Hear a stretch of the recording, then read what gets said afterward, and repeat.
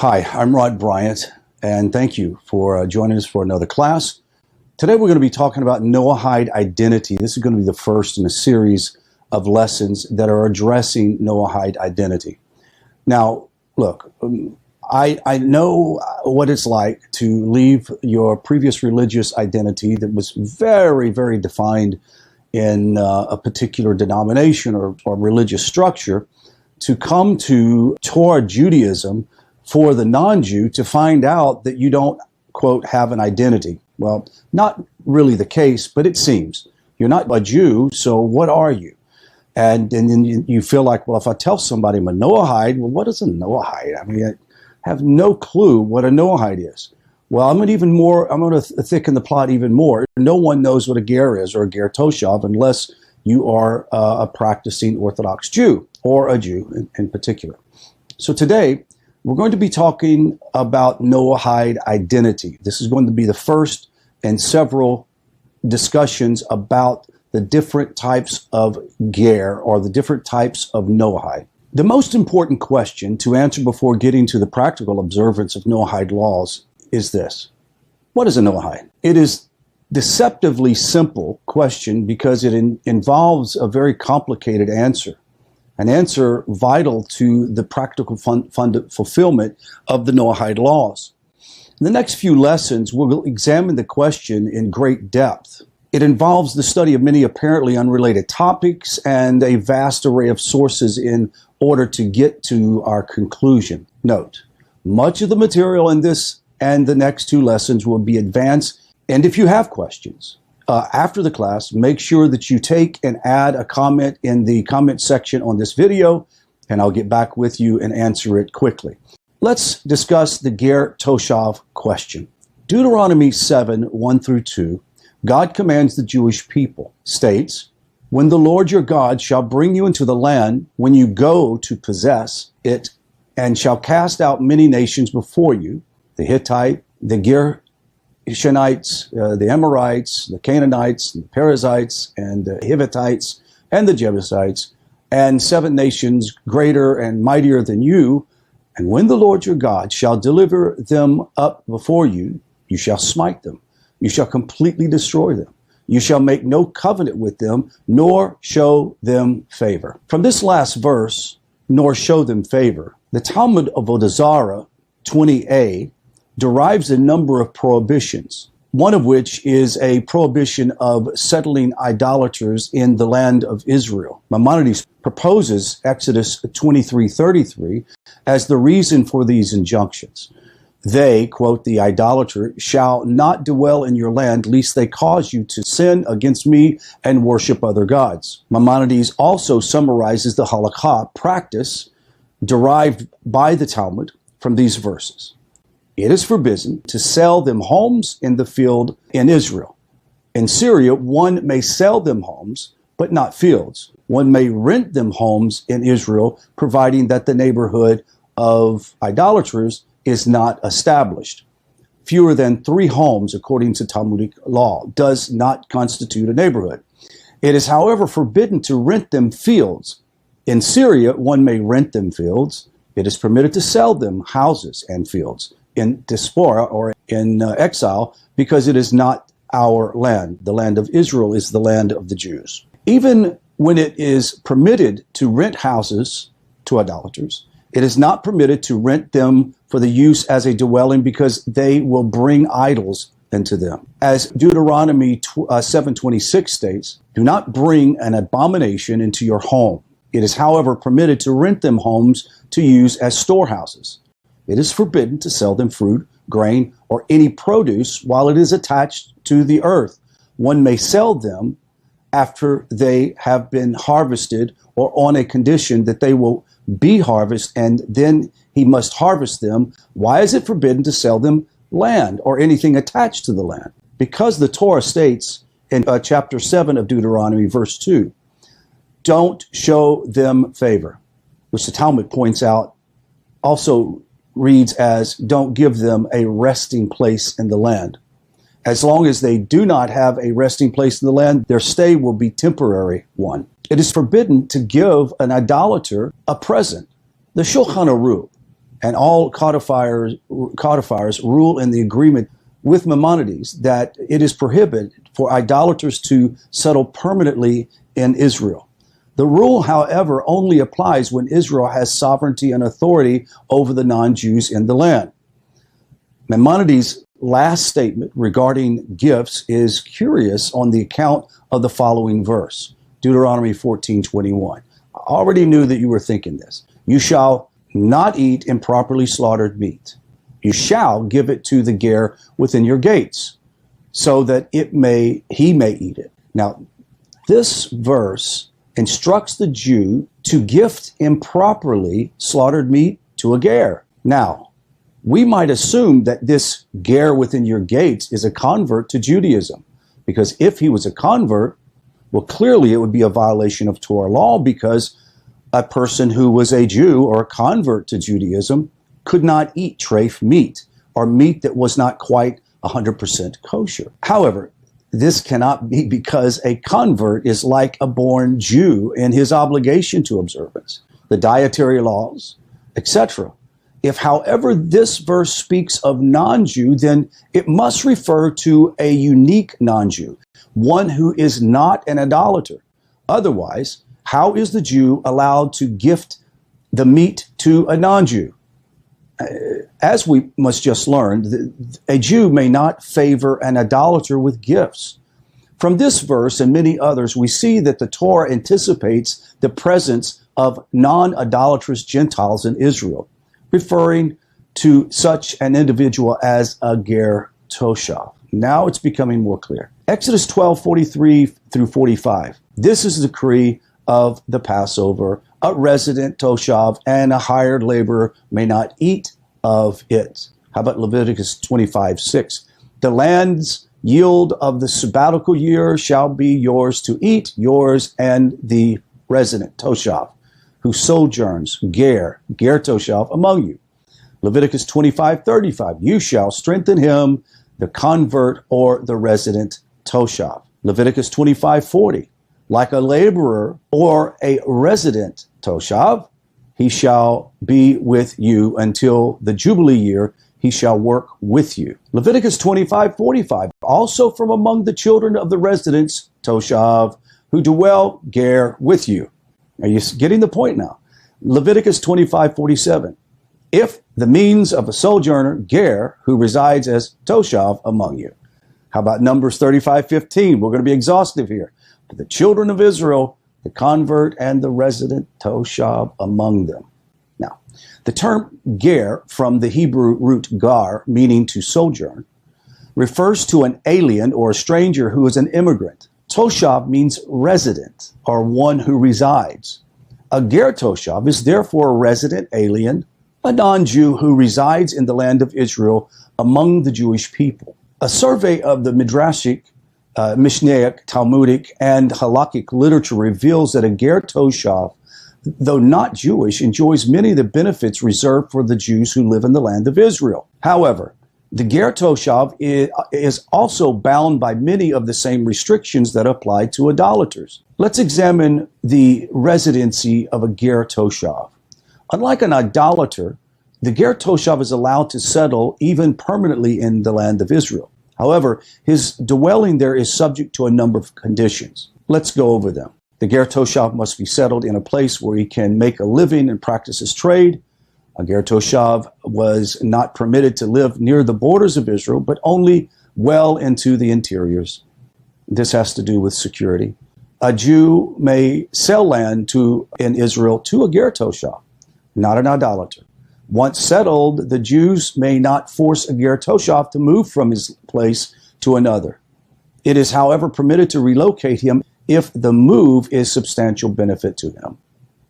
A ger toshav may not reside in Jerusalem. Remember that Jerusalem was initially set up for a dwelling place for the priesthood alone. The Jewish community is commanded with a general obligation derived from Leviticus 25:35 to sustain a ger toshav. Such is not the case for an idolater. The Jewish community is prohibited from providing medical treatment or even saving a life of an idolater. I know this seems quite strenuous and almost maybe ridiculous to a postmodern era. But in the time that these laws were laid out, an idolater was a very horrible person. They offered their children to Moloch. They sacrificed their children. They participated in rituals of sinful decadence. And therefore, God was clear not to entertain them in any way. Now let's talk about sustaining a ger toshav and what it includes. The Jews commanded to sustain the ger toshav and ensure his welfare in the same way that they would their fellow Jew. For example, if he is in danger, he must do whatever possible to save his life. So too, he must support with charity. Since Jews are commanded to ensure his welfare, they may even provide a ger toshav with free medical care if necessary. A Jew may even on Shabbos assist a ger toshav in giving birth. An eye-opener probably to some of you rabbis who are taking this course. Jews may give gifts to the ger toshav. Jews may go beyond the minimal social graces required for peace when interacting with a ger toshav. This is not the case with an idolater, for whom we may only show the minimal degree of courtesy needed to maintain peace and civility. A ger toshav, though, may be treated with the same etiquette and kindness and grace afforded to other Jews. I realize that over the last 100 years or more, that it has been difficult for Jews who have gone through so much persecution to not just lump every goy as an idolater. And I understand the philosophy that says that, well, what do you assume? I think that you should assume right off the bat that they're idolaters. Well, my beloved rabbis and Torah students who are Jews, let me encourage you with these words. There are many hundreds of pious non-Jews who are enjoining themselves with Torah-based study and with Orthodox rabbis around the world. And we're asking you to only just fulfill what the scripture asks you to do as priests to the nations. And that is to be kind to the ger. Now, we don't have ger toshav today per se, because we don't have a legal system that is set up according to Torah law, and we don't have a Sanhedrin, and the temple does not stand in Jerusalem. However, there is a spiritual essence to this law and these laws that we have read. I'm asking you to open your heart and begin to open your eyes to those who in normal circumstances, if we're in the land of Israel with a temple and Mashiach and a Sanhedrin, then it would be required for you to be kind to a sojourner. So if you find non-Jew who takes upon themselves the yoke of heaven and rejects idolatry and shatuf, and they take upon them the Sheva mitzvot, consider them part of the community and be kind. Now, the Torah also commends the Jews in a number of mitzvahs, ensuring the ger toshav a degree of equanimity in civil and monetary laws. These mitzvahs also guarantee specific protection for the earned wages of a ger toshav. There is also an obligation for the Jews to establish courts to adjudicate disputes between a ger toshav according to their Noahide laws. From the Jewish perspective, the ger toshav, since he does not worship idols, is not subject to the laws based upon concerns for idolatry. For example, we do not accept an oath from a regular non-Jew because he will likely swear that oath in the name of a false deity. However, we may accept an oath from a ger toshav, the wine of idolaters, because it is the religious significance to them and is prohibited for both benefit of consumption. However, the wine of a ger toshav is only prohibited for consumption. It should be noted that there are few other instances in Torah law related to idolatry in which a ger toshav is regarded differently than an idolater. In every other aspect, though, the ger toshav is treated like an idolater in a number of instances in which we may have thought otherwise. The sources may certain to reinforce this point. Number one, Jews may lend to a ger toshav on interest. A Jew who must sell himself in servitude may only sell himself to another Jew, or a convert. He may not serve a ger toshav. And there are obvious reasons why. The Shemitah year does not cancel the debts of a ger toshav. If a Jew sells his indentured servant to a ger toshav, the Jew is forced to buy him back, even if it's at an exorbitant price, and grant him his freedom. Biblically, a ger toshav is like a non-Jew with regard to the laws of tzeras. He does not become impure. However, there are a number of rabbinic decrees creating exceptions for the ger toshav. A ger toshav may not partake of Passover sacrifice. Jews may not accept the funds from a ger toshav for the rebuilding or upkeep of the temple complex. Jews have no commandment to correct or rebuke a ger toshav, according to the Talmud of Avodah Zarah 64b. Records of 3 ways of dispute on how a Gentile becomes a ger toshav. Now, Rabbi Meir, a ger toshav is a non-Jew who has, before 3 Torah scholars, accepted upon himself to not worship idols. The Chachamim states, the majority of the sages, a ger toshav is a non-Jew who, before 3 Torah scholars, accepts upon himself the observance of the Sheva mitzvot, or the 7 Noahide categories. The Acherim, other sages, the ger toshav is a non-Jew who has accepted all the commandments of the Torah, save one, prohibition of eating nevelos, or eating meat that is corrupt, meat that has not been properly slaughtered, according to Torah law. Multiple opinions may be acceptable in matters of history or homiletics, yet we can only accept a single idea as binding in matters of practice. One of the many rules for deciding halakha practice is that the opinion of the majority is decisive. The Chachamim, being the majority, is therefore the halakha, the practice. As expected, all later scholars decide the halakha and the practice in accordance with the Chachamim. A ger toshav is a non-Jew who has accepted before 3 scholars the observance of the Shabbos or Sheva mitzvot, or the 7 mitzvahs and categories.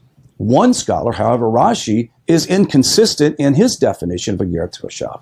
In a number of places, Rashi appears to define a ger toshav using Rabbi Meir's criteria. Strangely, though, Rashi rules like the Chachamim in Avodah Zarah 24b. What then does Rashi actually hold? Scholars have taken the position that Rashi must hold like the Chachamim.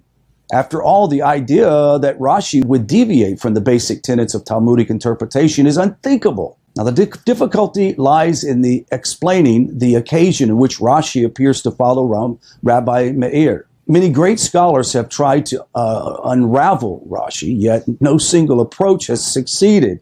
The most famous explanation of Rashi is that of Be'er Sheva. He explains that Avodah Zarah 64b is part of a larger Talmudic conversation about when Jews are obligated to support a non-Jew who lives among them within Israel. According to the Be'er Sheva, Rashi agrees with the Chachamim only with regard to providing support to the ger toshav. However, the Be'er Sheva explains that Rashi follows Rabbi Meir's opinion for all other matters affecting the ger toshav. The Be'er Sheva's explanation works well for many instances where Rashi appears to espouse Rabbi Meir. However, it is contradicted by Rashi's comments, for example, in Arachin 29a. There, Rashi seems to apply Rabbi Meir's criteria even for the sake of defining a ger toshav for communal support. In Maimonides, the Arban Torim and the Shulchan Aruch all record the position of the Chachamim as conclusive. To become a ger toshav, a non-Jew must accept the 7 laws that were given to him from Moshe, from God to Moshe, before based in a tribunal of 3 qualified scholars. However, there is a ruling today that states that it's not necessarily required to have a based in of Torah scholars, i.e. Jewish Torah scholars. It could be a mixture of pious non-Jews or a panel of non-Jews. It can even be made as a self-declaration to oneself, because we know not all non-Jews who consider themselves Noahides have the ability to go before a beis din or go before a court. Now, we are very fortunate to live in a time in which the internet gives us some level of connection to the heartland of Israel and to Orthodox rabbis all around the world. World Noahide Center on a regular basis does a Zoom sort of based in, so people can call into Zoom and make their declaration. You might want to consider that. Look them up on called World Noahide Center. If you have any more questions, please send me a text and let's chat. Hope you'll enjoy your time of study, and we'll see you in next class.